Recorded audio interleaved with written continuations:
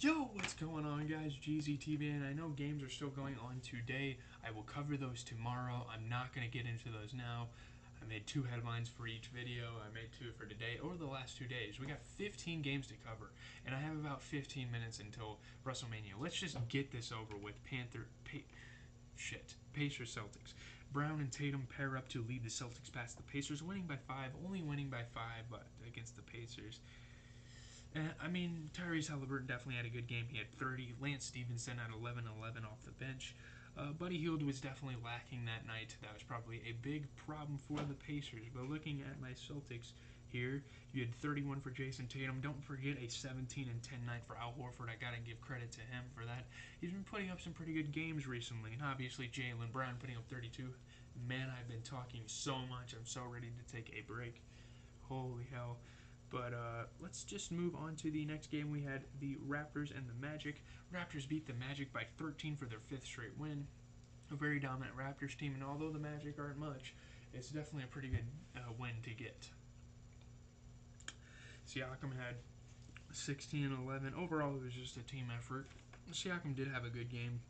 Really, no one else did. Looking at the Magic, 15 and 10 for Mo Bamba.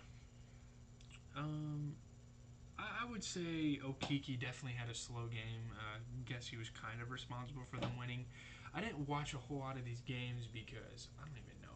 I was kind of busy. I had my sister's volleyball tournament. I regrouped with my family. I haven't seen them in a couple weeks maybe, but regrouped, watched her volleyball tournament. But yeah, that's about it. That's why I'm not going to have too much intel on a lot of these games. But Mavericks, Washington, Porzingis scores 24, very on and off player against the Mavericks, as the Wizards win by 32 against a 48 and 30 Mavericks team. They probably wish they were doing that a little sooner because I don't think they can make the playoffs. I don't think any other East team can make the playoffs. There's just teams fighting for seeding at this point. But looking at the Mavericks first off, because I don't think they necessarily played bad. 21 for Brunson, 36 for Luka. Reggie Bullock definitely could have put up more than 8 points. He was kind of their weak point of the night. Wizards, you talk about Porzingis, but KCP put up 35. Porzingis obviously put up 24, like I said before, and Rui Hachimura tacked on 21. So just an overall great, dominant game for the Wizards. One of their better games they've had in some time. Kings and Rockets, why do I keep seeing... Oh, crap. Have I already covered this? No, I have not. No, I haven't. Kings Rockets. Barnes scores 25 and the Kings' second win over the Rockets in 3 days. The Rockets are not good at playing season series. If they lose once, they're probably going to lose again. That's just how it works. I don't know. I don't make the rules. But looking at the Kings, because, Harrison Barnes put up 25, Damian Jones put up a nice 17 and 17, and Davion Mitchell put up 11 and 10. Metu off the bench putting up 18 and 13. So it was more than just Barnes playing great tonight. You look at the Rockets. Rockets played a hell of a game. A scoreless Garuba was definitely a liability for them, but you see, Gus Matthews finally having a decent game, 22, 27 and 11 for KPJ, 33 for Jalen Green. I think this team has a lot of potential in the future. It's just they just got off to a bad foot and they've never been able to turn it around. It sucks, but that's what's going to happen when you have a young team. Moving on to Suns and Grizzlies. This Grizzlies team is good, man. Brooks leads the short-handed Grizzlies past the Suns. They win by 8. D-Book's been hooping recently. Let me tell you, 41 for Devin Booker. I think Chris Paul should score more than 8 points though. I think that's kind of a big problem for the Suns is Chris Paul not being as good of a scorer as your average point guard in today's league. But it's whatever. You can't win all the games. 30 points for Dylan Brooks. That is about it. ESPN definitely nailed that on the head. Usually they leave out people, but they didn't really in that game. Clippers and Bucks. Wow, Clippers. They've been so good. Paul George coming back, just the momentum they need, and just the right time for him to make that return. Clippers rip the Bucks apart. They won by 34 as both teams rest their top players.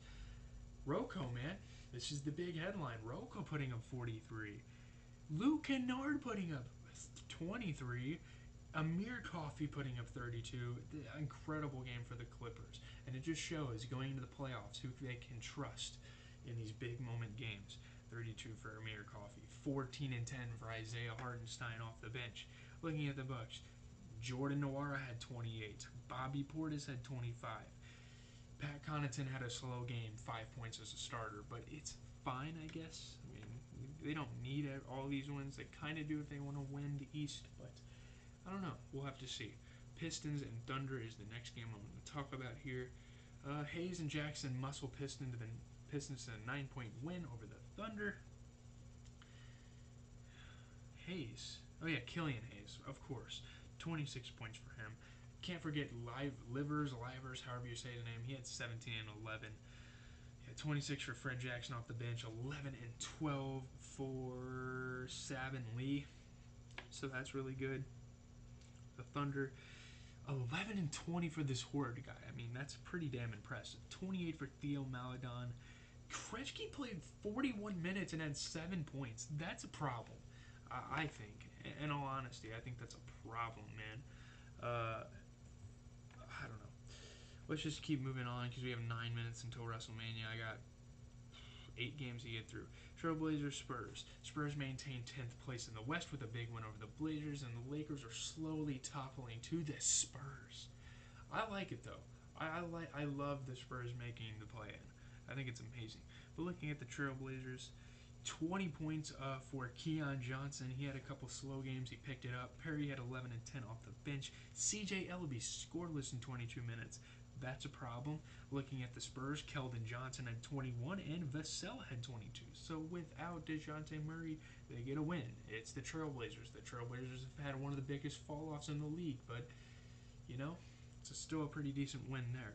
Timberwolves and Nuggets. Towns and Edwards lead the Nuggets to a 6-point win over the Nuggets. Big win for them. 32 for Towns, 24 for D'Lo.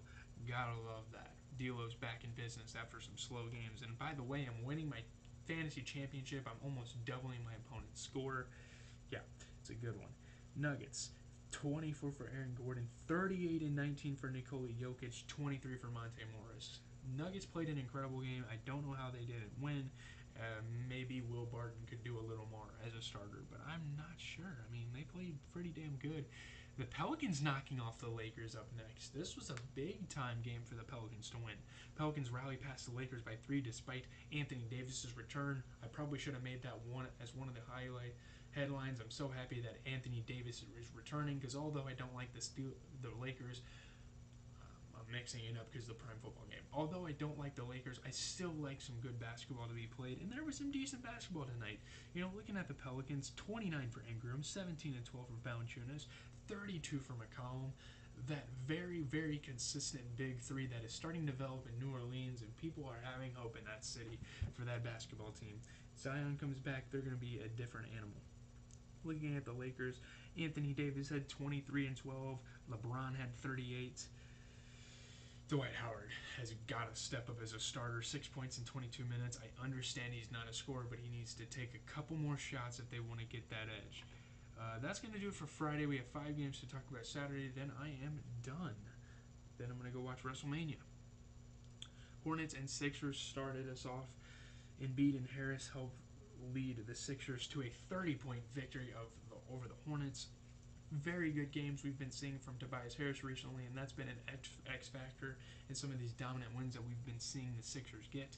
But looking at the Hornets first, I mean, all you had was 20 points from Miles Bridges. Not too much there. You can't really complain though, because I think they played a hell of a game. There's not really too much to complain about. It's just a really good 76ers team. What can I say?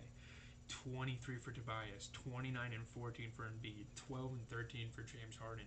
What a big three that's starting to form in Philly. I mean, the process is restarted, but for the better. I mean, getting rid of Ben Simmons and all that. Let's move on to Cavs and Knicks. Cavaliers cruise to an 18-point win over the Knicks. Looking at these Cavaliers, Moses Brown puts up 16 and 13, and Darius Garland puts up 24 and 13. One of my favorite players in the league, putting up another good game. Moving on to the Knicks, you had Obi Toppin putting up 20, and that's literally it. Mitchell Robinson, he's got to score the basketball more. He put up 7 points in 29 minutes. That's not very efficient. He got 2 for 2, I guess, but like, Come on, man. You got to get the shots going, especially with a guy like Randall not being a scoring option. You got to up your game a slight bit. We got 3 more games to talk about. Okay, Nets, Hawks. Streaking Hawks survived Durant's 55. The other storyline, the other headline is Kevin Durant scoring 55 and losing on the Brooklyn Nets. Just a very unlucky franchise, I suppose. I don't know. But the Hawks hold off the Nets by 7. Durant had 55. Kyrie had 31, and they didn't win a game. They didn't win the game. I mean, Patty Mills was scoreless in 31 minutes, so maybe attributed to that, but my God, you got to win this basketball game. I'm not discrediting the Hawks because they got some guys. I mean, DeAndre Hunter put up 15 and 10. Trae Young put up 36 and 10. Trae Young's incredible. But Kevin Durant, 55 points. I mean, that's unreal to lose a game with 55 points. I think D-Book lost with 70 points, but still, it just shouldn't happen with a dominant team. A super team, if you will. Maybe not anymore in the Nets. Looking at Heat Bulls, Butler scores 22. The Heat beat the Bulls by 18 for their 50th win. Yes, you heard it right. Miami has a 50-win season. I don't know if they did last year or not. Maybe I don't know. 50 wins, that's quite a feat for any team. I mean, 22 points for Jimmy Butler, 19 and 10 for Kyle Lowry. Great game there. Looking at the Bulls, the ever-dominant DeMar DeRozan putting up 26. Vucevic putting up 12 and 10. Levine putting up 33. Again, that big three, putting in some work. Caruso being scoreless in 22 minutes. He's been a reason for a lot of these Bulls losses, I will say. Although he's a fan favorite, although people don't like to hate on him that much, I'm going to critique him here. Because every time the Bulls lose, it's pretty much him. I mean, he cannot score. I don't know. He doesn't have the initiative to score. I guess, I don't even know what's going on there. But that's that game. I mean, I think DeMar is the best scorer in the NBA right now, like total-wise. But let's just move on to the Jazz and Warriors because that's the final game we're going to talk about. I'm going to be done. Yeah. Not much to say about this game. It was just an ordinary basketball game. I mean, Gobert had 14 and 20, 26 for Conley, 26 for Donovan Mitchell, a scoreless Royce O'Neal, and again, like Caruso is for the Bulls, he's his own team's kryptonite. He can't seem to score. I mean, I don't know. He plays 30 minutes and he can't score. I don't understand that. But we're going to look at the Warriors here. Without Curry, getting a win against any team is pretty damn good. Although you have Clay putting up 36. Jordan Poole on one of the best stretches in the NBA right now. 31 points there. Yeah, I don't know. That's going to do it. I don't have much time to talk about anything else. I will see you guys